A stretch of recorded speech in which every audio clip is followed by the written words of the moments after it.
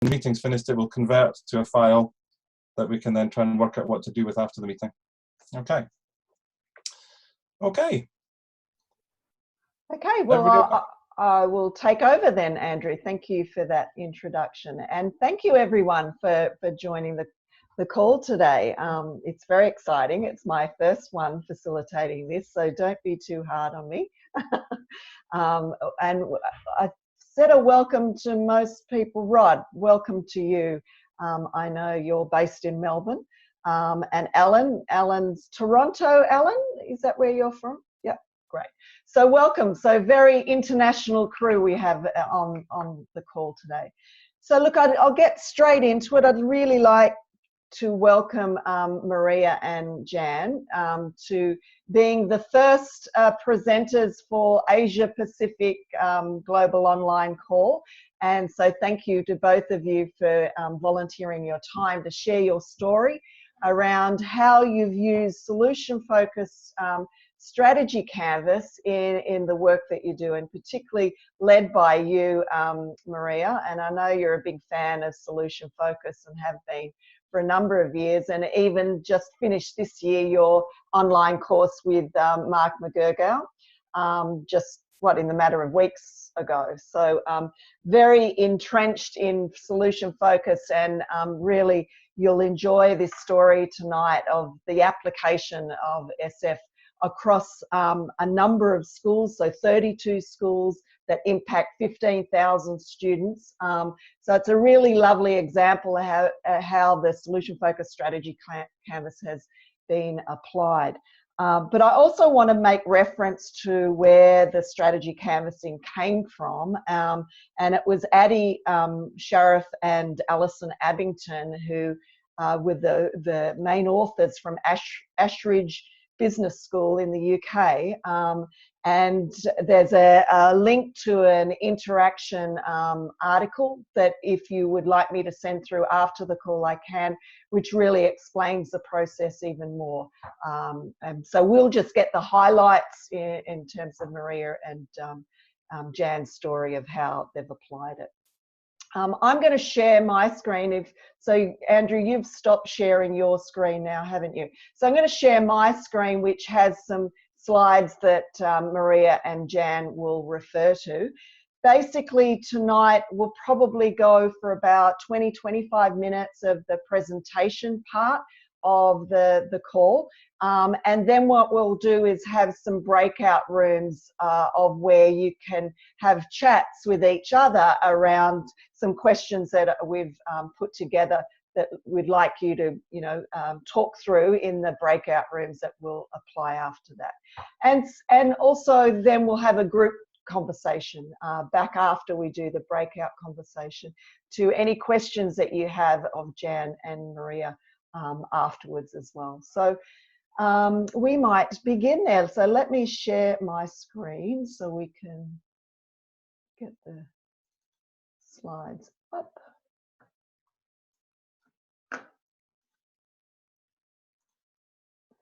And I'll take it. I'll put it over to you, Maria, to begin.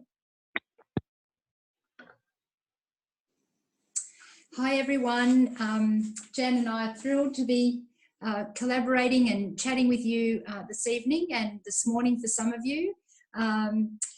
Congratulations, Annette, and to Andrew too. What a great initiative, and we're excited to be part of the first of what I'm sure will be many successful conversations ahead. So it's probably a good idea to start on a bit of a solution-focused approach to our conversations. So Jan and I work together. Jan's one of the 32 principals that I work with in a network of schools. There are 32 in the network, and the director of schools works very closely with supporting the performance management of principals, and that involves coaching and mentoring, advising, and there's an opportunity in the way that we work that has been very open to us being able to use our own strengths and expertise in the way we do what we do. And that's where coaching and the solutions-focused approach has come from in the work that I do with the 32 principals. So with that in mind, on a scale of 1 to 10, How well do you think I do in my job with you, Jan? I think 11, Maria. Yep. We didn't rehearse that. Not at That's all. just naturally how Jan feels about the work we do together. Anyway, so what came about in the coaching work that we've been doing is that in particular, I've been seeking feedback from principals over the years that we've worked together and role modelling that, and Jan's been integral to some of that feedback.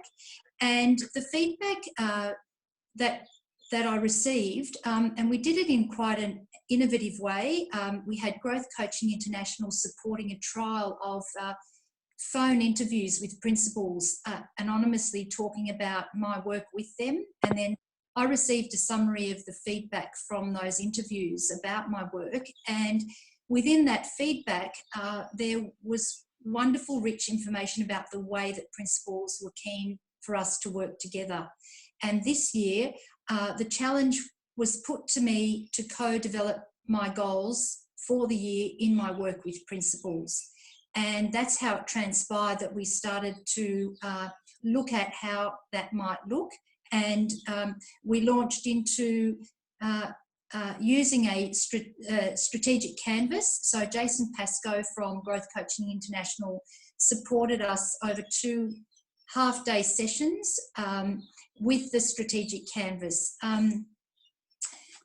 I'll come back to the picture that you can see there, but that actually is part of what transpired as a result of the strategy canvas that we developed with principals.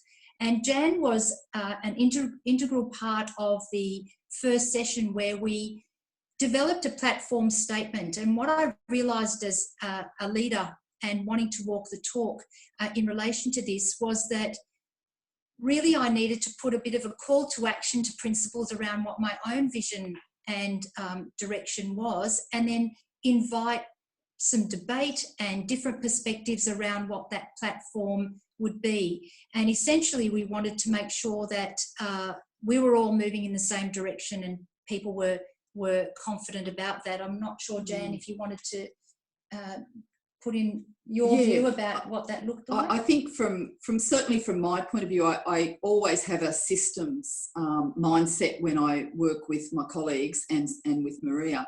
And I think it was really important for us to have, to sort of show that we are one system and have one direction. And I think this was a really good way to sort of demonstrate that and to make that happen. So what happened was we had a group of volunteer colleagues coming in their holiday time, as Jan has done this evening. It's school holidays here for some of our colleagues. And we determined that we would set up a platform statement that we felt that all our principals may be interested to explore and contribute to.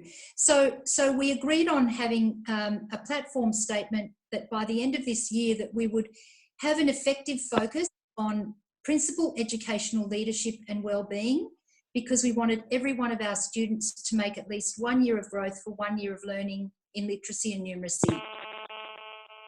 Now, education obviously encompasses so much more than that. What we wanted to do was just have a significant focus, in particular on that aspect with our 32 principals. And we had full engagement that then led to us starting to explore what do we have to do as part of this strategy canvas to achieve this agreed platform. And what was quite exciting about the uptake of the platform was that every one of our principals has to have their own at least three professional goals that they've set for themselves across the year. And all 32 principals use the platform statement to construct one of their goals out of the 3 to 5 that they have to focus on in terms of their own professional learning throughout the year. And that then led us to what we have to do to get and reach that platform. And through that, we focused on the strategy canvas around the critical success factors, and we had 5 of those that we determined were going to make the absolute difference in enabling us to achieve what we wanted to achieve. So the first was based on research that tells us that looking at an effect size in relation to students' progress is a positive and powerful way for principals to determine progress. And I believe that that was a very unanimously received I think it's sort of factor. It was just a really positive way to have a sort of thinking in the same direction, I guess, just to orient us towards what's important. And one of the things we needed to do was have a better understanding too of effect size, and that comes a bit later on with professional learning that supported that. But there's certainly within that effect size work done by Hattie, that gives us a real kit bag of strategies to use and to dip in and out of, and that was very useful because we were already familiar with that. So it was something that worked for us. Jan and Maria, could you clarify what you mean by effect size? Because there's people who aren't in education who wouldn't know what that actually means. So, or who Hattie is. So, yeah, if you could just clarify those 2 points. I'll do the Hattie bit. John Hattie is an educational researcher. I think he's a statistician as well, a data person, and he did a meta-analysis of what works best when you're looking at particularly about student progress. Maria will take it from there. Basically, what we're looking at is a standardised way of being able to measure whether students have or haven't made the anticipated progress we want to see. So a quite simplified version is that we would, and it's not, the focus is not on the testing here, but it's really on using a standardised measure, and it may be through a standardised test where students are given that test at the start of a year, and then at the end of the year, after explicit teaching and using evidence-based approaches to instruction, we assess the students using the same standardised testing, and we're looking for at least a 0.4 of an effect size across that year, and that then assists us in letting us know that that student has made at least a year's growth in that particular area. So that's a pretty crude way of sharing that. But more importantly, what we then had to do, because we determined that this was a critical success factor, was out of 10, and then going to our solution-focused approach for each one of these aspects, we had to work out as a network, didn't we, Jan, where we believed we sat for each one of those. And it was very interesting to us because, for instance, with the effect size, we as a network came out, we felt we'd scaled ourselves as a 3 out of 10. And that was very helpful to us in determining what it was that got us to a 3 in the first place, and then to work out what next steps we needed to take to move ourselves further along. So what we did, we went through the other aspects of what we believed we had to do and what we needed to get right to achieve our platform. Something that was a very positive piece of feedback for us was the work that we've been doing on principal wellbeing, and that has come out of work around the coaching feedback, and that we meet as collegial groups once every 5 weeks, and that was a feature of our focus on principal wellbeing that had us at a 7 out of 10 in our network. And so after we'd scaled all 5 of those critical success factors, we then determined which 3 of the 5 we wanted to really hone our resources and efforts into to see where we may be able to keep moving forward to achieving our platform by the end of the year. So, and we took action on the 3 of the 5 that we chose we took action within the first 4 weeks after our initial meeting in January. And what was very interesting, and I've certainly experienced this experience in different ways. So what was interesting about the 3 that we chose, and why we chose 3 was. Can you just pause for a second, Maria? We've got a funny noise. Yeah. Oh, that was. Sam, are you there? Don't think so.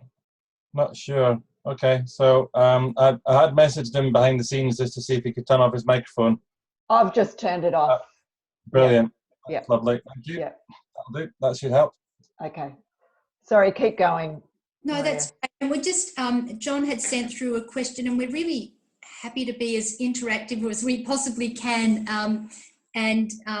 So please do send through your questions or commentary, and we're happy to engage as naturally as we can around this. So the reason we chose 3 was what we found was that 2 of our 5 success factors were at least 5 or above out of 10, and our conversation around that was that we believed we already had momentum in those areas, and we were better off focusing on the areas that had scores of less than 5, and that really 3 was enough for us to gain this momentum that we wanted. And we felt if we could scale up the ones and build on what was already working on the ones that were less out of 10, that would be, we would get great gains from that. And I'll give an example of that. So the principal wellbeing we felt was a 7 out of 10. And whilst we recognised this was critical to achieving our platform, principal wellbeing was actually encompassed in our collegial group meetings and an integral part of what we do every 5 weeks in these small same groups of principals that come together. And we felt that this was going to happen regardless of the platform. And so we felt that the emphasis needed to be on what haven't we been doing as much of that has to get us to that point. And I think we've been doing a lot of work because it was a previous focus on principal wellbeing, which is why we have those smaller collegial groups. So we have about, they could be anywhere from about 5 or 6 people up to maybe 8, and they meet each time once every 5 weeks or so.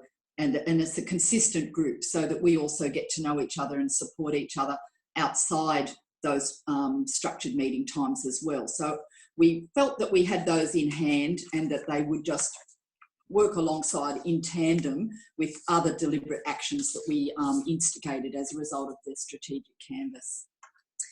So what came from that is that was our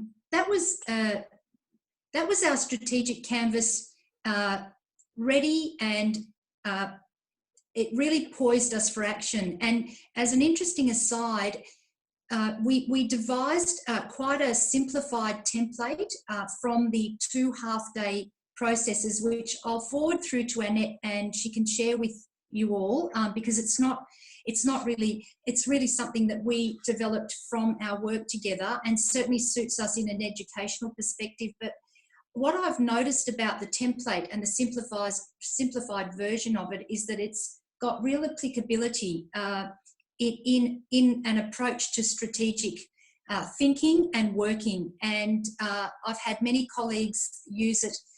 Jan can share her own perspective. I've had colleagues using it at a school level with their own teams, and I've actually used it with school students who are looking to, for example, we've got a boys' school that we're looking to have student voice across all the boys in this secondary school, not just the boys in the leadership team. So we pulled out a strategic canvas template, and the platform was to reach the voice of every boy, and off they went with the 5 things we have to do. What does 10 out of 10 look like for each one of those 5? Where do we plot ourselves now out of 10, and what 3 areas do we think we'll get our biggest leverage from? And so that's been a very exciting flow on from the strategic canvas. Can I just clarify something for everyone, Maria? The strategy, if you could summarise what is a strategy canvas? Yes. Yeah, go ahead. That'd be great. Otherwise, I can pop. So I'm going to give the creative side of it first. So for me, when I first heard the term, all I could think about was the natural visual of a canvas, a blank canvas, and one where it was, collaborative approach to then determining how do we create the picture of where we want to be together by the end of a certain time. So for me, that was the vision that was in my mind. What was interesting, and again, I'm going to stick to the metaphor of this picture, I realised that it was very important for me to have done a little bit of sketching and drawing in pencil, so it could be rubbed out if necessary, to just set the scene for, as Mark McCurgo in our solutions-focused approach said, we've really got to have already had some thinking and some conversations around platform building. So the idea for me was to have a little bit of, the preparation was there, the canvas was set, but have a little bit of the forward planning in mind so I could invite opportunities for people to contribute to draw, to collectively develop a picture. So basically a strategy canvas from my perspective, and Jan will have her view about how she saw it, having lived through the process too, was really having a series of opportunities to work out how to achieve a platform that was collaboratively developed. What do you think, Jan? How would you describe a strategy canvas? Thanks, Maria. I think having gone through the process, to me, it's a really, and I'll use the term neat, way of setting up some sort of direction and action, and giving a bit of a time frame underneath it as well, so that it's not never ending, but there's a distinct series of actions that need to be undertaken in a particular time frame, but it's the creative process is in that whole different minds and different ways of thinking. It's that collaboration that really gives it the power, I think. And we definitely had people that were not necessarily seeing some of the approach from the same perspective, and that's what created an even richer and greater buy-in to the process, because every colleague, as I said, determined that they wanted to apply the platform at their own school context. That was not something I anticipated, that co-developing a goal for my work with them would end up being a goal that became one that everybody was wanting to buy into. And I believe the co-design and the collaboration around that is what was really one of the most impacting successful factors of the strategy canvas, and it was a true collaboration. So from there, we then started to use our collegial groups, which we host every 5 weeks. The same group of principals come together, and we started to use the opportunity to keep our platform and our strategy canvas alive in some way through those forums. And because every colleague had agreed to apply this at a local level, we then were given the opportunity to look at how we developed our relationship around seeing the platform in action. And as part of my role in the director role, there's an expectation that each principal would have a leadership observation of their practice in some way. And so in keeping with the sentiment of a solution-focused approach, what I wanted to do was to invite principals to demonstrate how the platform had come to life in their schools through their own goal setting. And I had principals co-design how I was going to do that.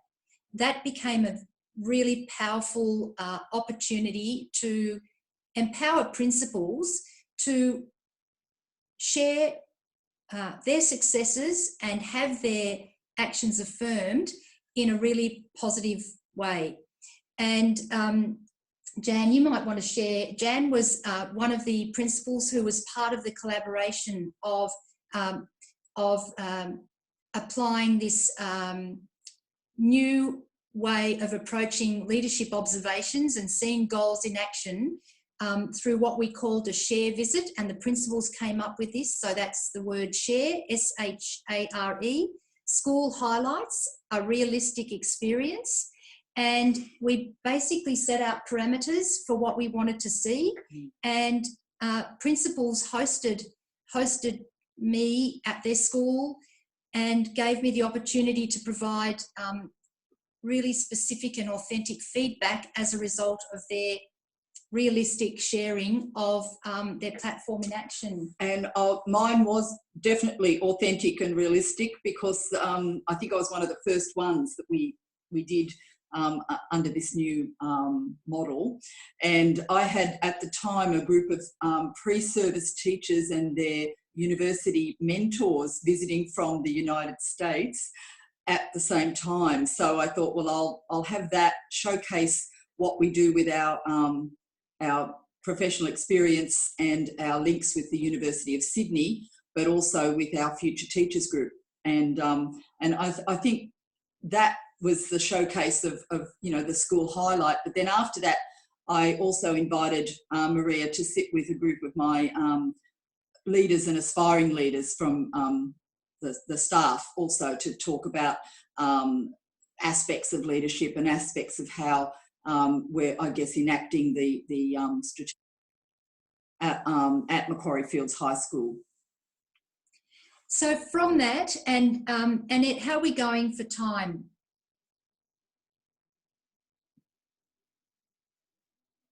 Annette needs to unmute. We probably could move to what difference it's made, and then we the next slide, if I can move on. This is a good one. Just if I could just make a mention Sure. of this, Annette. Yeah. Because this is really where we're at right now. So part of the exciting opportunity around the learning from the solution focused course that I did with Mark McCurgo was learning about host leadership. And I just loved the metaphor of the idea of inviting guests to dinner, and that idea of being a co-participant, sometimes being the servant, sometimes being the hero at the meal, but most importantly being an equal part of that conversation. And so what's transpired in all the work that we've been doing is I'm leading into a final term with our principals where they're going to be doing, we're wrapping up the year's worth of work, and this is the prelude to what it's going to look like. I'm going to be inviting, and again, principals will co-design how they want this to look, but we're about to launch into a series of 32, for want of a better way of describing it, dinner parties. I'm their only mandatory guest, and so they can either have an intimate dinner for two, me and the principal, or they may want to invite some guests. But the picture that you see in front of you was a trial run with a principal that I don't work with within my network, and I'm doing some work as a result of what's evolved from our collegial groups. Basically, those groups are now not ones that are led by me, they are being hosted by the principals themselves. In fact, I'm now on the receiving end of having to do homework, and I realised what it meant to them when I had them preparing for those meetings. But this is an example of a host leadership opportunity where each member of an executive team that you see sitting around the table came together to share their perspective of what leadership means to them. And it was an extraordinary impactful experience that I believe could cut across any organisation. And this is the platform, and because of the success of this experience, I'm now moving into wrapping up the year of our work together. I'll do some evidence gathering around the platform and our critical success factors in that time. However, it will be up to principals how they'd like to host me to looking at their achievements across the year. So did you want to comment on that, Jan, in any way? No. And Jan's going to contribute to the co-design of how we promote that opportunity to principals, because as you can imagine, there's a lot of diversity across 32 leaders, and so it's been very important to get the voice of all leaders as much as possible in that. So what's better? From my own leadership perspective, something that I've really grown from the solutions-focused approach is being able to integrate the tools in the way I do what I do, the presence and noticing that every interaction is what matters most and that's what's real, being an assumption buster, rather than having the assumptions, and making sure that I remove my own preconceived ideas and just be in the moment with people and accept what I'm hearing and be noticing. I've shared very openly how impressed I am with this opportunity to have permission to affirm, and the way I see it is affirm, affirm, affirm. I believe that trust and rapport has been built in the most significant way because of the opportunity to just be impressed with what people are doing, know that they're wanting to do the very best, and build from what is working and look for those sparkle moments. So it has become a process of the habit of doing, moving into a way of being. And I'm still having to be quite conscious about some of the application of the solution-focused tools. However, I believe that that's what's become better, is that the approach has become very real, and I believe that there'd be any principal that I would be happy for people to talk with and have a conversation with that could talk about the impact of our work together in this way. And I think too, from my point of view as one of the principals in Maria's network, you just said, Maria, that you have to be conscious of using those tools, I guess when to use them and what to use. But to me, it doesn't appear that you're consciously thinking about it. I think you've got them down pat enough for us to, it's a seamless approach from my point of view, where I stand as a principal of a high school. So that's a little bit of feedback to you, Maria, on... I'm glad this is being recorded. I'm going to use this for my performance agreement meeting. That would be more than appropriate. But I think... I think it's just now people recognise, and my leadership team recognises, that when Maria comes into the school, that is the way that she operates now. And I mean, you always did operate with that sort of flavour, but you can see the difference this year because you have been working on it, and it is now to the point where it isn't, from our perspective, a conscious act. Yeah. So I'm wondering if John's just is able to share a template of a strategy canvas that might be useful for others to see. So John, did you send that through to me? Is that, or? I'm just trying to work out how I would add an attachment. I can't. Andrew, do you know how you can do that? I don't think we can add an attachment to the conversation, but what we could do, and I'm going to take this offline with Annette and Alan, to share files and to share recordings. I'm thinking maybe we need a Dropbox account with Alan, Annette and me as administrators, so we can put the files. The video recordings of these meetings are really large and we've struggled to share them. So a Dropbox folder, we can then put a link onto the SVO LinkedIn group, which if you're not aware of, go to LinkedIn and please feel free to join it. And then we can put associated files up there. Does that sound like a plan? Yeah. Okay. happy to share the template I use. So. Brilliant. So I'm Yeah, I wondering. was trying to paste an image earlier, but I had to create a link instead. Oh, Yep. right. Okay. Thanks, Rod. So I'm wondering if it might be a useful time if we do some breakout conversations around this. I've got some questions that I can actually share in each group, but it's not allowing me to share it.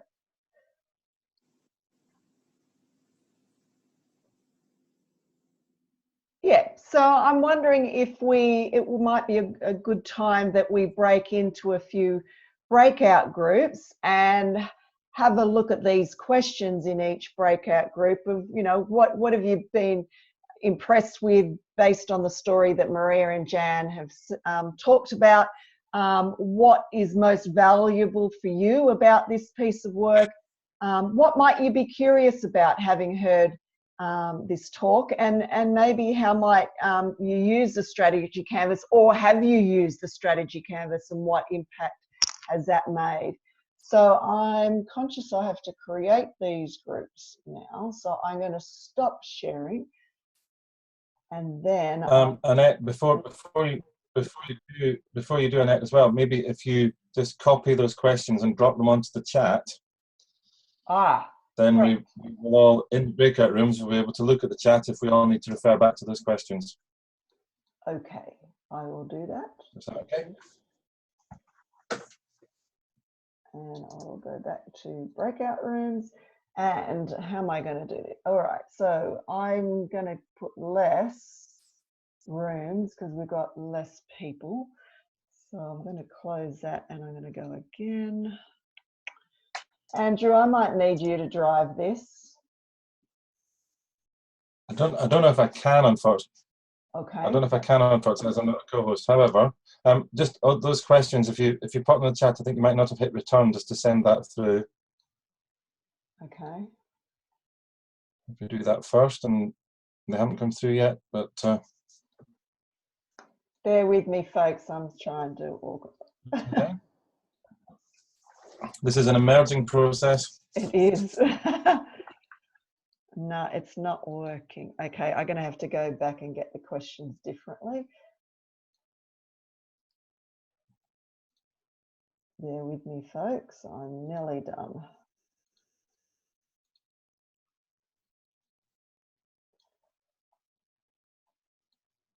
Okay, they're up there now in the chat. I've put the questions there. Brilliant. So let me do the breakout rooms now. Wait, can everybody see the questions? They've not come through to me yet. You might need to hit return or something just to actually get them to send. Okay. So once you've pasted them in, there we go, perfect.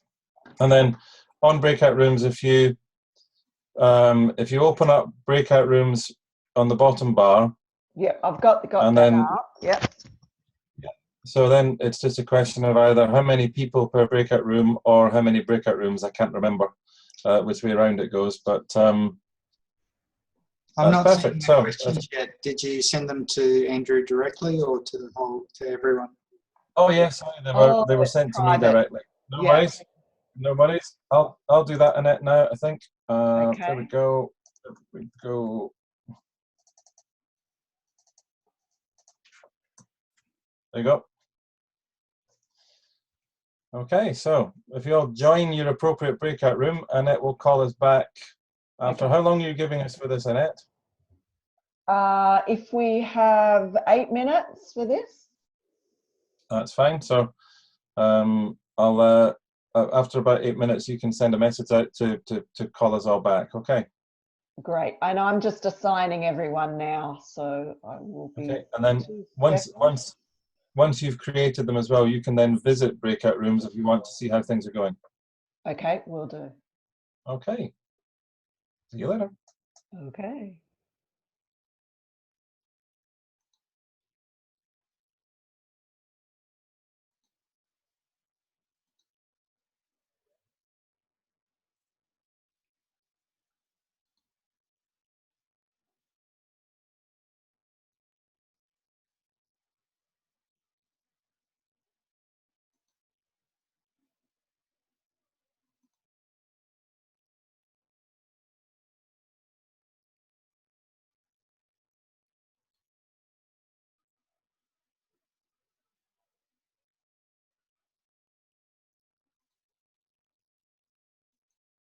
It looks like we're in a couple of breakout rooms. Annette, hi Annette. Hello. Are we all allocated? Everybody okay? Everyone's allocated now, yeah. Fantastic. Okay, so what affirmations would we give to Maria and Jan?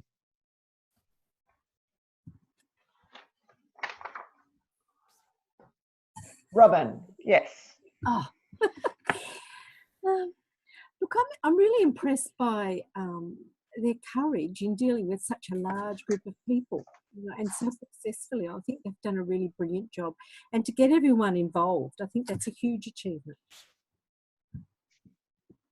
Introduce you, Robin, to Alan and Andrew. Robin is a coach with growth coaching, but also does university lecturing in, she's based in Yeppoon or Mackay, isn't it? It's the main town in Queensland. So a remote part of Queensland, semi-remote part of Queensland. Very remote. Okay. Yes. I thought everywhere in Queensland was remote. Yeah. It's a different state. I'm not born here. I'm not born here. So yeah, just to capture that, Robin, we can capture chat for our little group as well. So so if you just want to repeat that, so you're really impressed with the way that they've managed to bring everybody to get everybody together. But I've forgotten your form of words. So how did you phrase that? And I'll just pop it up on the chat board. I think the volume of the people they've dealt with, you know, they've dealt with so many people and they've been so positive and constructive, and they've got everyone on board, everyone involved, and there have been different voices, but they've managed to keep this in a way. Yes, indeed. I'm certainly was really impressed when the consistency of the method and the fact that it works, but also the flexibility. I loved the idea of it being a dinner party with one compulsory guest. Just, you know, you can either have a private one-to-one dinner with me, or we can have a dinner party with lots of people, but one guest. Make sure that the dinner party produces the outcomes and goes through the process and so on. I thought that was really lovely. I could jump in with what was.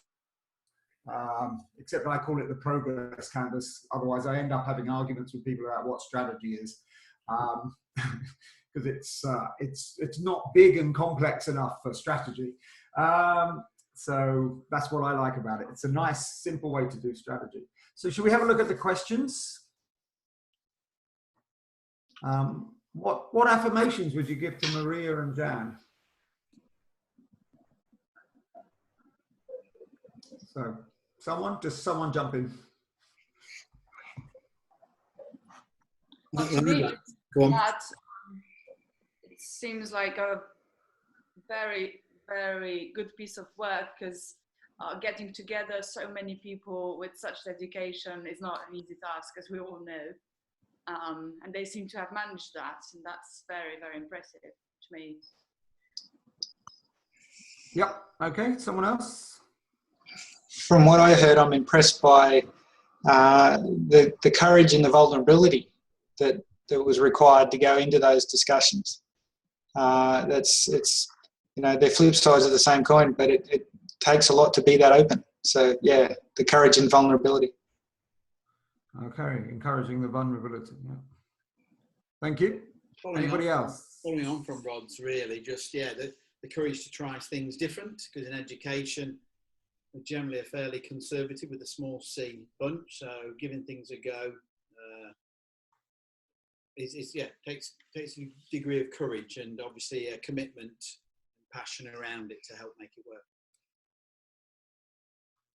And I think the ability to be able to bring that together in a collaborative environment, being aware that there were a lot of different viewpoints to take into consideration in that space, and being comfortable to accept, be a part of those different viewpoints and utilise each person's thought process to incorporate into the canvas, so that there was a clarity of what their platform would look like. I think it was a clarity for them that assisted them with then developing their success, the success points or the success criteria for them. Yeah. And Annette, did you want to say something as well? Look, I've always been impressed with Maria because she's always looking for creative ways to bring others along, and I think I liked yours, Rod, about courage and vulnerability. That is a true strength of Maria's, that she'll just have a go and try something new, so be creative and go against the norm. And yeah, that's what I really am impressed with what she's done. And it's large scale, like 32 principals. Bibba, I'm not sure if you're aware, principals are heads of schools. So they're the key leader of a school. And so to have such a big program and to keep it simple is, yeah, I'm most impressed that she's able to do that. Okay, as I'm last, you've said all the things I would have said, if I'm honest. So just great to see them taking a piece of work from Ali and oh, sorry, the man's name's gone right out of my head at the moment, but it was easy with Ali, and we were talking to her yesterday. You know, just taking that piece of work and applying it, as you say, quite bravely. Actually, no one said the word brave here, but I think quite brave to take that piece of work and put it into that context. So great. So next question was, what's most valuable for you about this piece of work?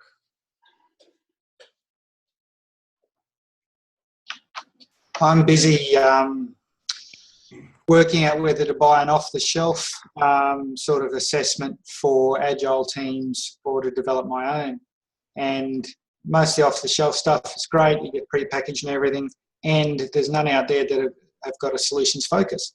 So as we're going along, I am, you know, working out how I could possibly use this canvas as part of maturity assessment. I don't actually like the term maturity assessment, but that's kind of what the client has asked for.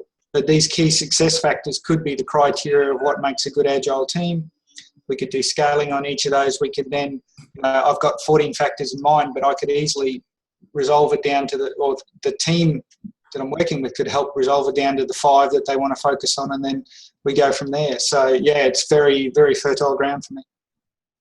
Yeah, and actually, as you talk there, you could tailor it for every team. You don't have to have a standard maturity assessment. So their preferred future could be what they want, and then you look for the areas. So yeah, it's one of the pieces of feedback I got on assessments was it needs to be repeatable. So in 6 months' time, you can come back and go, where are we now? But yes, the specific factors for each team could be kept the same, but each team could come up with their own success factors.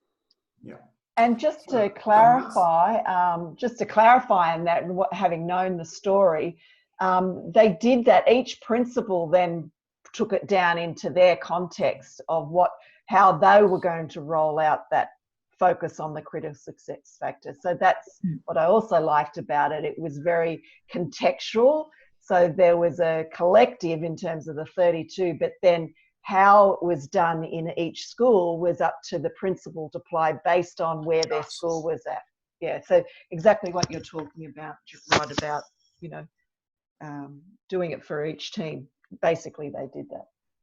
Yeah, great idea, Rod. Thanks. And someone else? Yeah, within my role, I work as a director for teaching and learning, so the connections are very close. I work across 258 schools, so certainly wouldn't have the same context of work that Maria and Jan would have. However, the team of people that I work with, of about 20, advisors, if you like, around a curriculum, and we're about to embark next year on a piece of work where this would give me a perfect opportunity to look at a solution focused approach with my 20 staff and how they connect strongly with principals and school teams. So I see that as a great benefit of being able to hear a process in action and then consider how I can translate that into my work. Thank you very much. And moving on, someone else?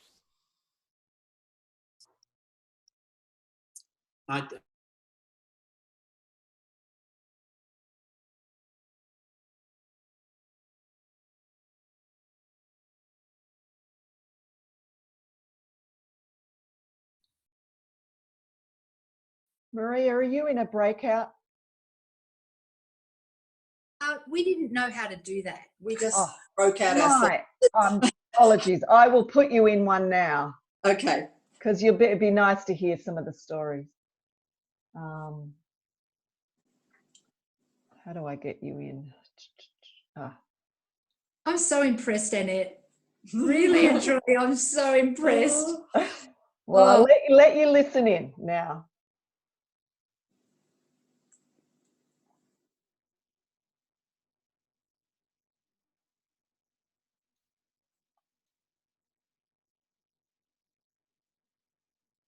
What's happening? I'm not able to get you in. Do we have to join it? We've got a thing here that says join breakout room, but when we did that, it didn't do anything. It just went blank. Well, try it again and go into room 1, breakout room 1.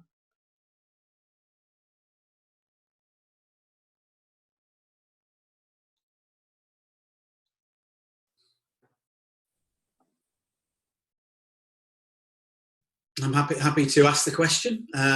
So what are you most curious about having heard this talk?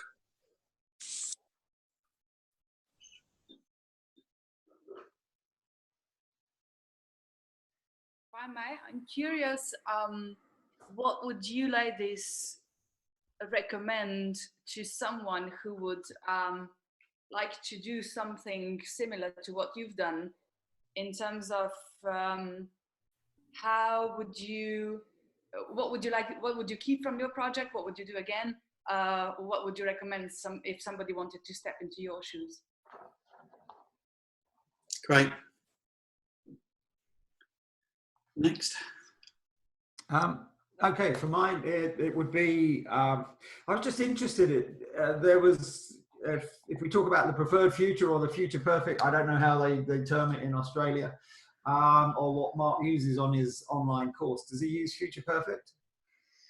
Yeah, they use future perfect or preferred future, either way. Yeah. Okay. So I was just interested. I'm curious how that future perfect was done. It didn't really come over on the slide, and I had my way of doing it. I was just really interested to see, how was that done?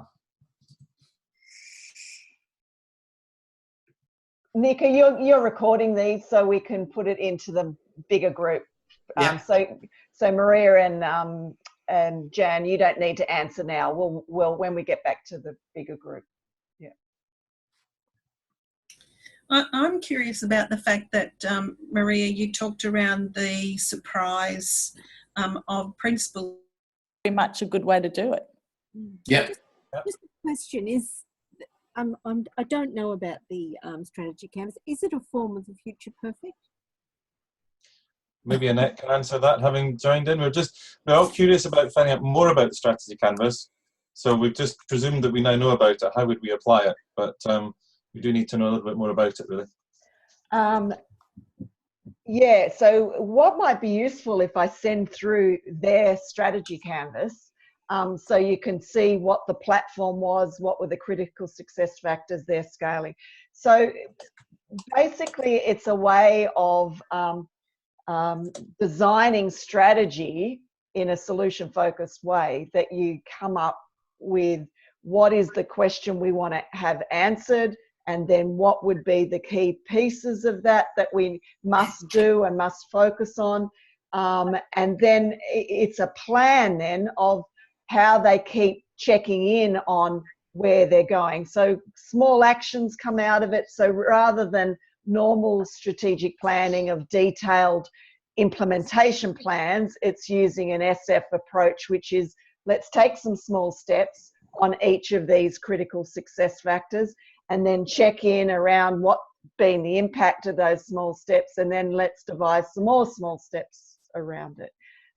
So that iterative process of, as well as the whole interaction piece. I mean, that's what has been done beautifully in this example, is Maria's way of being, and how she's allowed her leadership to be shared, and the collective to come up they need to do next, and noticing all the progress that's been made along the way as well that mightn't have been anticipated. So the article, Robin, that I will send through the link really goes through it really nicely about what to do, how to work through it, because that's what we did in terms of working with them. We just basically were self-taught from the article of what to do. I'm sure Alan and Andrew have probably had more experience in using Strategy Canvas, but we were all learning together in terms of how to apply it. And it was lovely that it was done in such a large scale way and had such great results.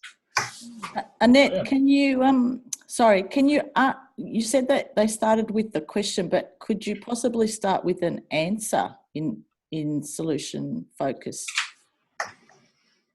do you think?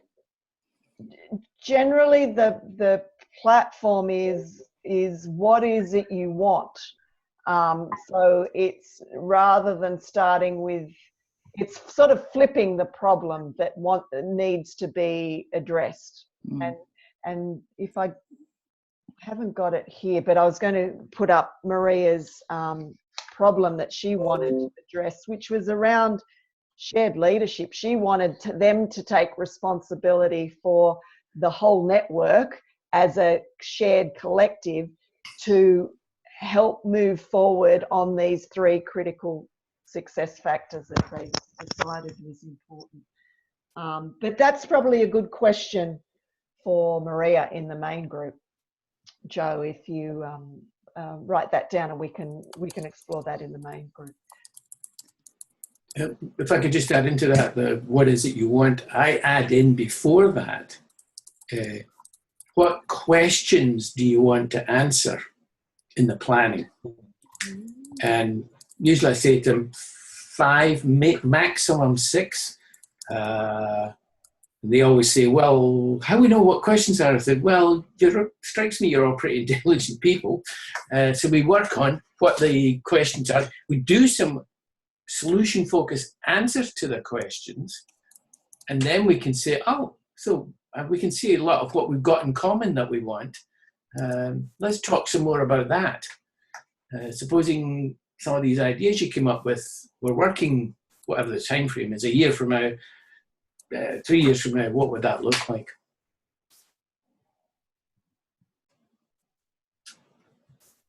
I'm conscious of time, and maybe we move to that last question, or have you already gone to that, Andrew? Just to help me. Yeah, we've nipped through all the questions. I mean, and there are a couple of things to take back. So we've got some affirmations, which we can feed. I think we could feed back to Maria and Jen individually when we get back in. That's a nice way to start. There's lots of things we found valuable around. Well, we'll share this when we get back into the group.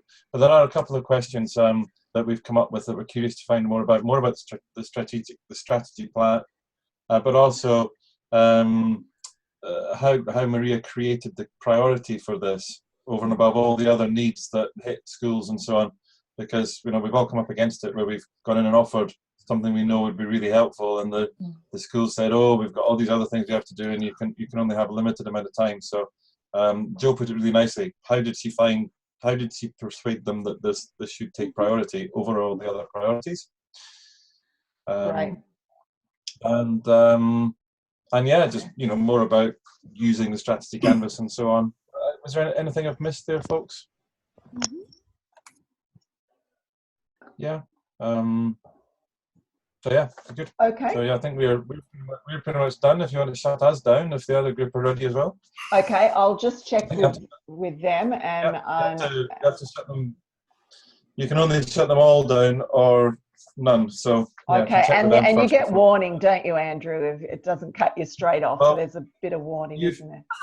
Yeah, I think it asks us if we want to leave. So, I'm not sure what happens if we say no to that, whether we just get left in the little breakout room all on our own. Our own little space. Okay. Well, let me just go mention it to the other group.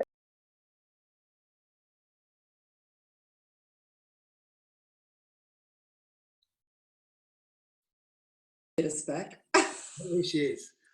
And that's we're wondering whether to come back, whether you're going to bring us back or. I'm going to bring you all back now. That's why I came back, to tell you that. I'm going to bring you all back. Great. Okay, so let's leave that. Close you all down.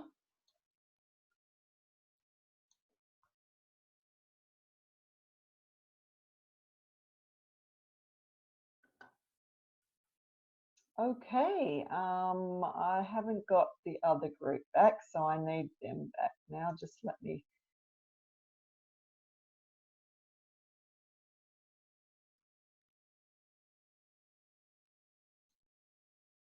Okay, it's saying it's coming back in 36 seconds. So, some wonderful conversation and some really great questions for all of you. And are they coming? Okay, they're coming back now. Fabulous.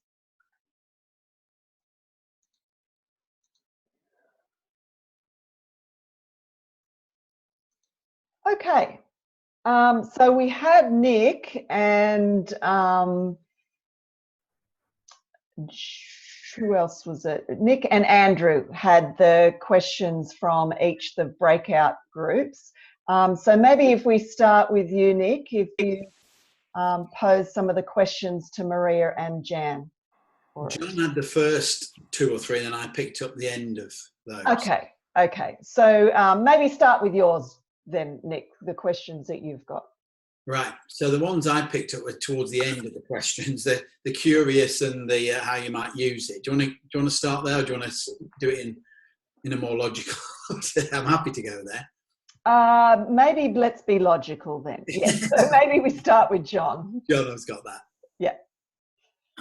Okay. So apologies for being on again. The affirmations, is that where you wanted to go, Annette? Yeah, let's start there. Yeah, good. So I jotted down here a variety of things. Great piece of work to get all those people together and actually, getting them doing it. There was a great point about encouraging the vulnerability, which is a great phrase, which I think came from Rob. Although I said courage and vulnerability. Courage encouraging vulnerability works just as well. All right, so it was courage and vulnerability. I misunderstood. My apologies. I know, but I like encouraging vulnerability. That's good. Yeah, maybe that's one of those serendipitous things.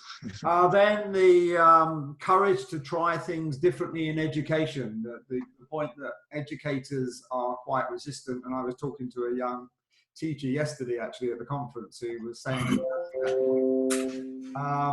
bringing it all together in that context, bringing lots of different viewpoints together was a really great thing, and getting clarity, and then bringing creativity to the topic. So a lot of good affirmations for you there.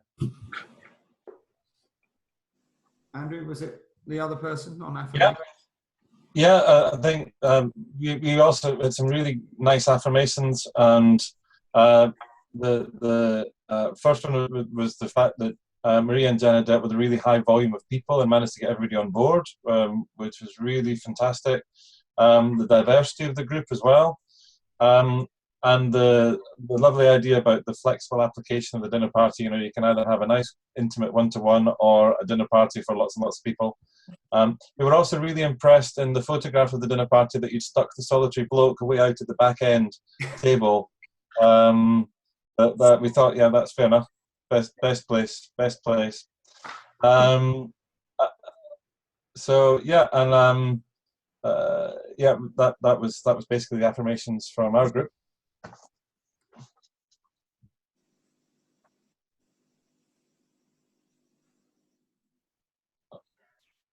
So if we go to some of the other questions, what's been most valuable, do you think, from this piece of work? John, did you record any of those down? I did, yeah. I got 3 anyway. Well, there was only 3, I think. So there was developing And Roddy, you might want to jump in on this, but Rob was talking about developing, he's got to develop a maturity assessment model, and they can be quite rigid. From my understanding of working with some people who developed a maturity assessment, and he thinks there's a lot of potential to use this in that maturity assessment. And Rob, jump in there if you want to. And then create a connection. Did I say that right? The person who said that? I wrote down create a connection between people. And then someone else wrote using it for practice-based evidence. And from my personal point of view, it was just being able to use it in a completely, it doesn't matter what industry, across, you know, education or whatever industry, it can be used anywhere at any level. So that's great as well. So I'll shut up.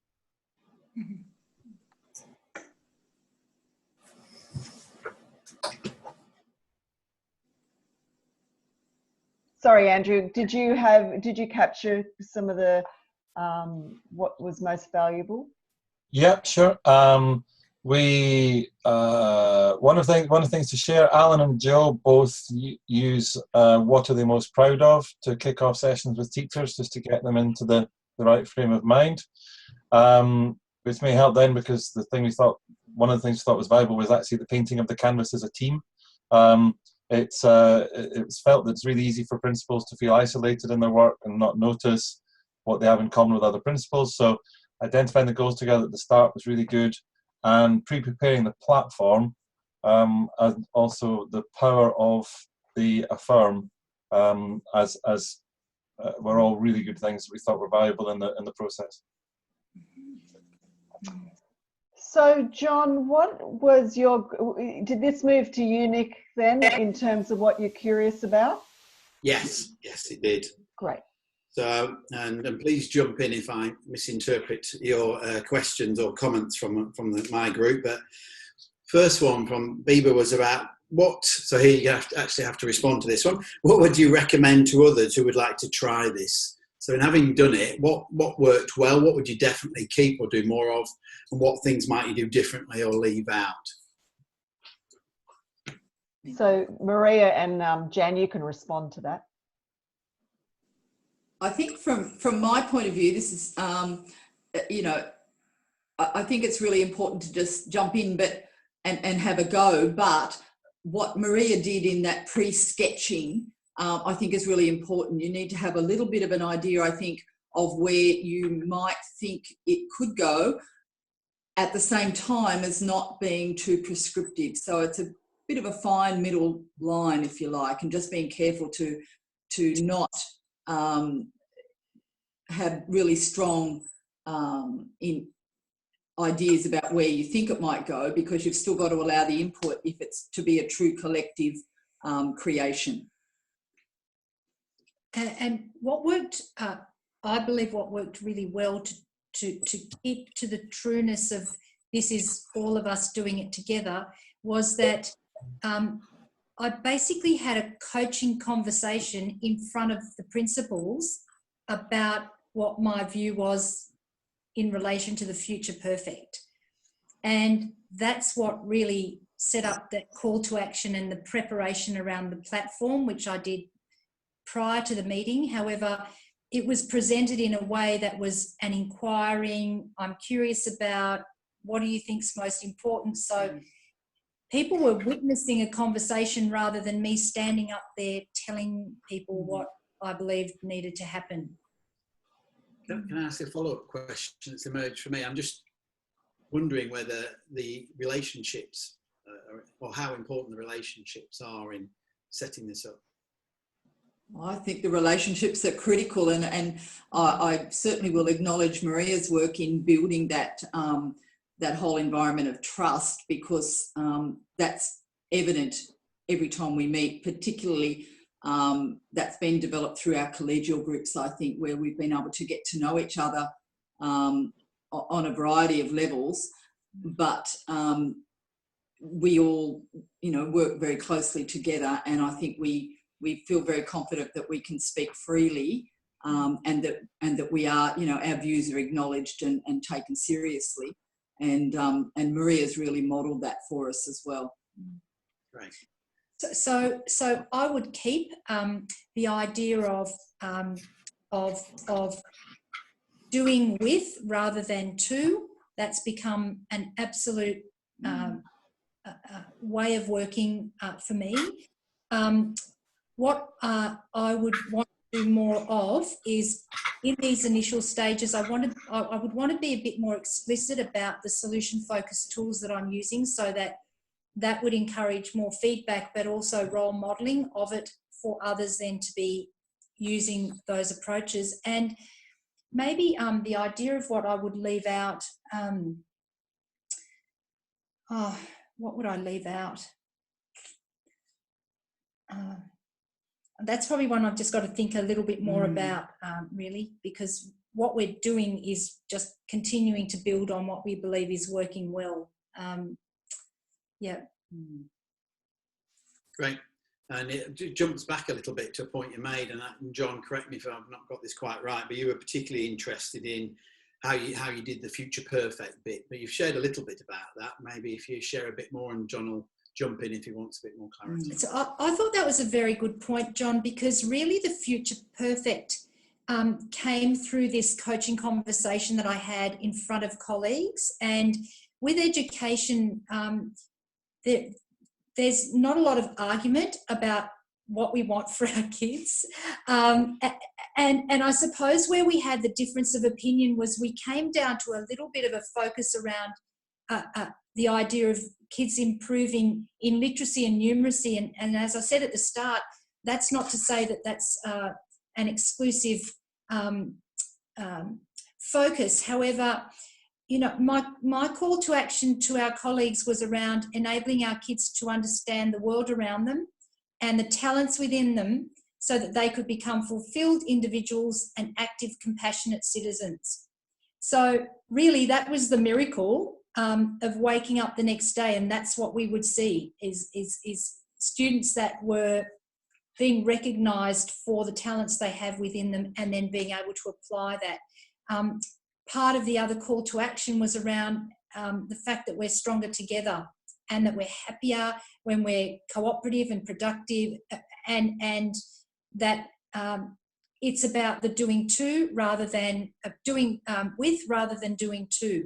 So they were quite significant calls to action that really set a future perfect that is out there way in the future, that we're constantly trying to achieve, and then bring it down to, well, what would a platform to build towards that look like?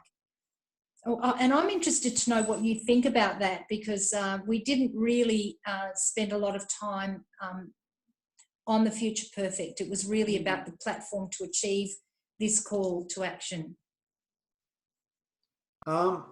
Yeah, I just find that if I'm honest, I'd need to ask you a supplementary question, which is, I didn't quite understand how you built that future perfect. Did you say you interviewed colleagues in the group? I was interviewed by a coach, so from Growth Coaching International, Jason Pascoe, who was facilitating us through the strategy canvas.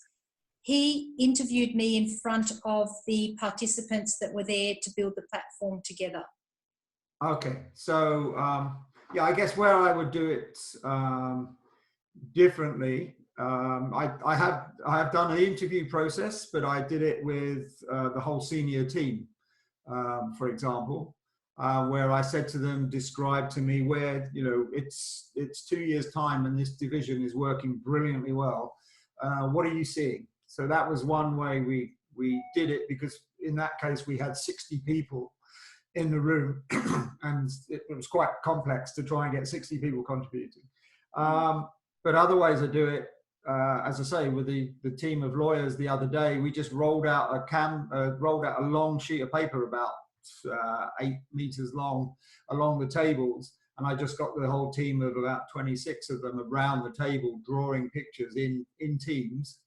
But it was one. I call it the Bayou Tapestry, or we name it the Airbus tapestry yesterday, on Friday. So, and I did that with the teachers as well. And that they happened to have a copy of the Bayeux tapestry in the room, because we did it in a classroom, and it was great that they were then able to copy parts of the Bayeux tapestry and write at the bottom. And they ended up with a long, and I've got a picture of it somewhere, a long thing, this is our future, this is where we're moving towards. So it was kind of co-created. So I think you've just given me, you know, a different idea of how you can create that future perfect. So they're great ideas, and that could be something to do differently, and have a go at differently next time. Thank you. Yeah. So it's. I think the key thing to get over to people is just try all different ways. You know, there's no one way. I don't think Ali, Abby, defines you must do it in this way. It's just here's a really good structure. Now adapt it to your own uses. Yeah, and every case is different, isn't it? So Andrew, have you got some of the questions from the other breakout group in terms of what you're curious about? Yeah, well, we wanted to find out more about the strategy canvas, so that's been a really helpful discussion. And I know, Annette, you're going to share some resources afterwards as well. Yes. The next question was really about how did you create the priority for this, and amongst all of the other supposedly training needs that most educational establishments have, and the limited time that's usually allocated to those training needs? Well, the focus on progress in terms of literacy and numeracy is a system priority for us. So there was true alignment with what the expectation is around accountabilities for principals and their leadership of schools. So, and that's what I did not expect, that's what colleagues would come up with as a platform. It was absolutely driven by what principals saw as a priority in their work. And I guess if you come back to what Maria had as the collective aim, if we're wanting to enable students to understand the world around them and the talents within them, that literacy and numeracy are tools with which students can do that. And that's always been a priority for us, to make sure that our students have those tools and that they're honed to a really fine degree so that they can adequately access the world to their satisfaction and reach their own goals, which is what we want them to do. So just another question in terms of what one of the groups was curious about is what happened for each principal when they went back into their own schools? What impact did that have? I'll speak just from my school, and then if Maria wants to add about the other schools. As far as what I did when I went back to my school was I started using some of these little tools with my executive leadership team.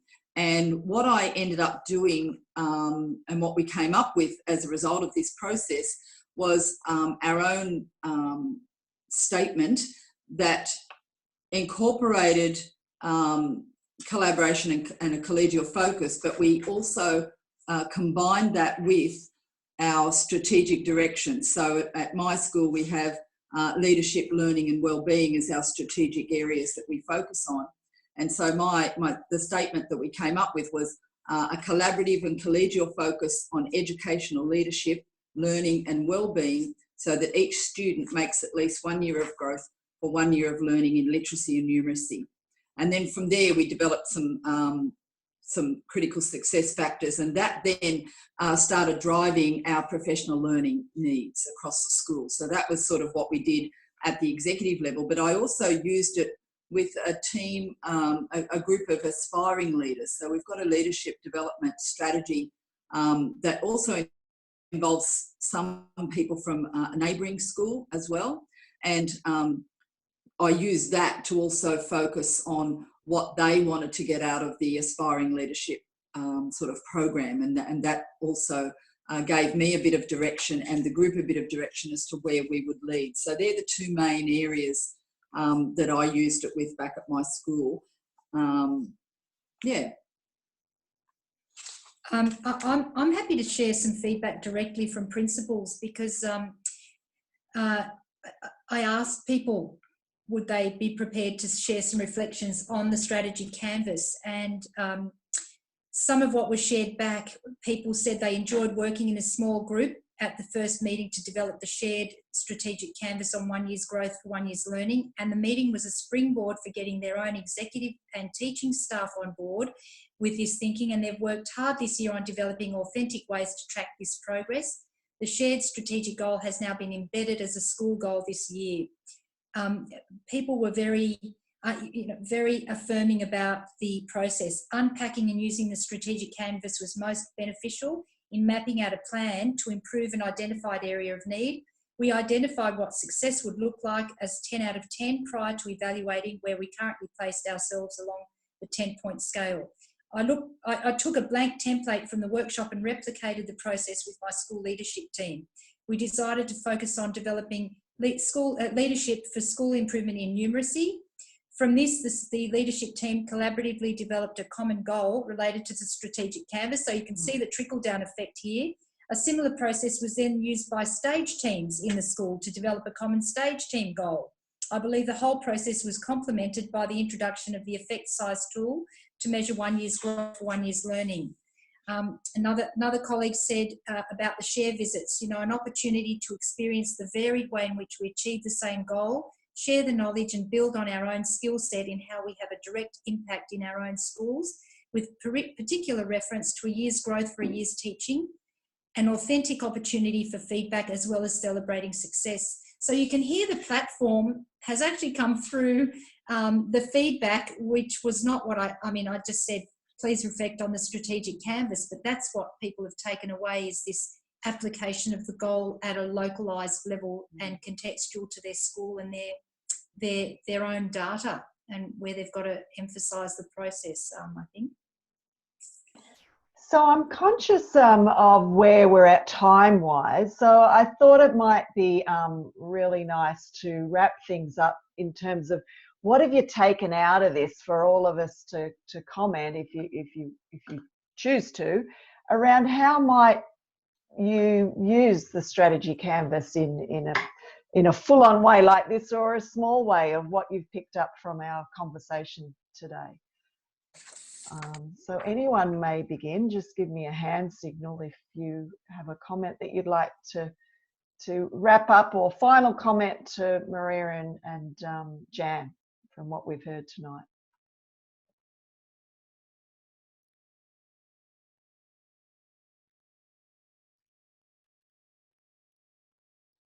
All I need is a hand signal. Well, I think, yeah, go Andrew. I was just trying to phrase it so I didn't get too long and wordy.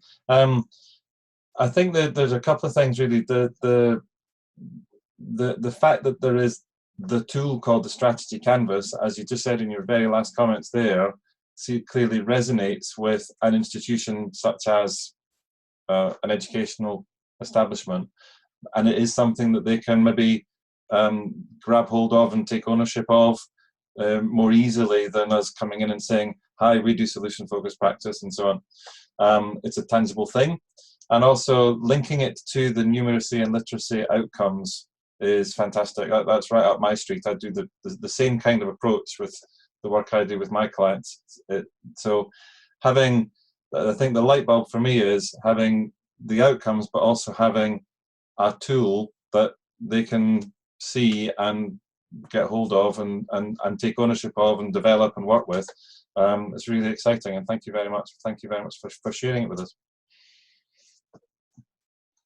Thanks, Andrew. Alan? Yeah, what was exciting for me is having worked with a vast array of organisations for 20 years using solution focus, and doing a lot of work in public service, not-for-profit, healthcare, etc. You used to hear a lot of people saying, oh, that's a business approach. We don't need that. what's great is we're using business-like tools in an organizational enhancement way in areas like education in order to improve the outcomes inside the organization and therefore delivery to the community and so on. I really like the approach that's been taken here to, well, my fancy language, how you change the narrative amongst educators about where it is they want to get to, based on quality outcomes for in the end, the customer, the learner. And so using the framework that Maria talked about, I think very powerful. Thanks, Alan. Joe, I'm wondering if you speak to what you've just written in terms of the comments. I've got to say, I'm a very practical person, and all of these pictures are coming into my head about, like, I'm drawing a canvas, I'm rolling that sheet, that roll of paper down the path, and I can see how the stuff that I'm currently working with might just take this on board. And so, you know, considering this is a solution-focused thing, I'm focusing on a couple of solutions that this just might work at the school that I'm at. So I'm very happy and smiling at myself, even though you can't see me.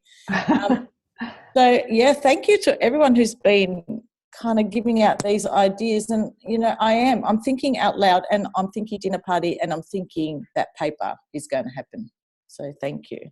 Oh, very nice. Thank you, Joe.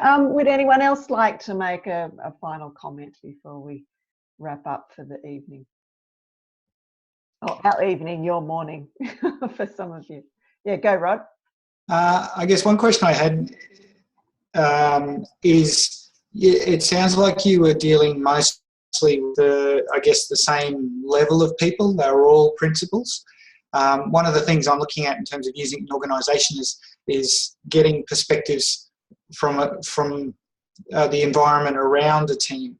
So you've got a team working at one level, but you've got maybe their management, you've got their clients and stakeholders, and even then executive level. So had you done anything in terms of getting different perspectives to feed into the whole model? In our first 2 half days, we did spend some of that time hearing the voices of every stakeholder that we believed might have something to say and respond to in relation to where we were headed. And so we did collective work on bringing those voices into the room and hearing what we thought parents would say, what we thought students would say, what we thought staff would say. So nice. we didn't actually go out there to gather those as points of reference, but we brought them into the room by imagining ourselves in those people's shoes and saying, well, what would our community say? What would the system say? We actually talked about what would other colleagues say that weren't part of our process. So that was a way that we invited that thinking into the room.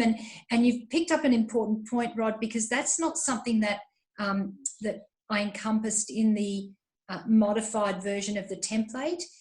So, you know, it would be great to hear if someone's got some suggestions once you see the template about how we might be able to integrate that without making it too unwieldy, because one of the reasons it's been picked up and worked with at a school level is because it's very easy to apply, and you don't need to have been trained to apply the thinking. It's step by step, here's how you do it. So on that note, Annette, I thought maybe it's best to just share the template of our work together with the principals, if you're happy to just upload that resource. Yeah, I can do that with the other resources that we send around, certainly. Just for the benefit of, I'm sorry, I don't know how to pronounce your name. Is it Always? I've just messaged her to say we're nearly finishing and we'll be recording, but yeah, we've got a little bit of work to do. I know Alan, myself, and now Annette, we've all recorded these sessions, but they're massive, massive files, and we've struggled to find a way of sharing them. So just I'll take that one away as an action and work out a solution with Annette and Alan and John's input, and then keep an eye on the place to find this will be the SFIO LinkedIn group, which is an open group. Go onto LinkedIn, look for groups, look for SFIO, and join the LinkedIn group. You'll find the resources there. And of course, if we have a Dropbox location for the video files, actually smaller files, like we just mentioned, can just be put straight into the conversation as an extension of the conversation that emerges around the discussion. So that would be a way forward. It might just take us a little while to actually work it out. Yeah. Andrew, we can involve our web developer as well, the web developer, so that he can give us some clues as well. Yeah. And yeah, were there any more points people wanted to make? I know John wanted to make a point about SFIO in general, but I suggest we move to that at the finish. I just want to say thank you very much. As I say, I do use this tool, but it's just so exciting to hear it used so successfully in an organisation. So great work, thank you. I just sent a little note to Annette just saying this is great, fantastic. So thank you for sharing this with us. It's really brilliant. Thank you, Maria and Jan, for being the first presenters on the Asia Pacific online session. So I'm really pleased. Yep, round of applause for both of them, and being in holiday time too, taking the time out to do it. And thank you all for participating, and thank you for being kind to me while I fumble my way through this session. Well done, Annette. Well done. Thank you. Could you organise it next time so that I don't have to get up at 4 a.m. in the morning? Oh, Alan, you get the award. Yes, the most inconvenient time. That's impressive. It's a pleasure. Really appreciate it, Alan. And thanks, everyone. Bibba, what time is it in your location?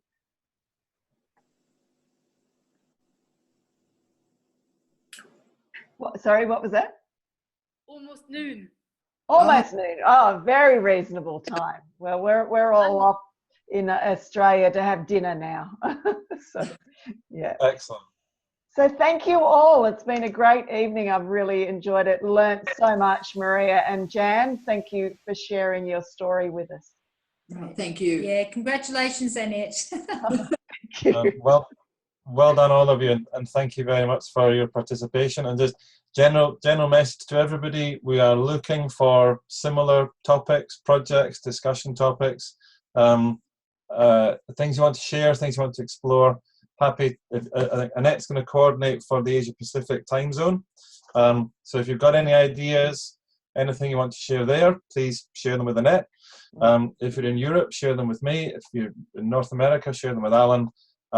We're gradually stumbling into some kind of organizational process where we're going to try and run these regularly. So we're getting there. It really feels like we've made great progress today. So thank you, everybody. Thank you. Thanks, everyone. Thank you. Okay, thanks. Annette, please feel free to either stop the recording or close the meeting or